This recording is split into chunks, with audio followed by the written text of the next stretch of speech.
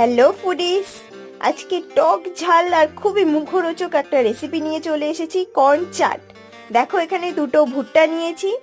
ভুট্টাগুলোকে ভালো করে পুড়িয়ে নিতে হবে যাতে ওভারঅল ভেতরটা পুরো সেদ্ধ হয়ে যায়। এটা তোমরা ভুট্টা ভেজেও করতে পারো, কিন্তু পুড়িয়ে করলে টেস্ট আরো বেটার হয়।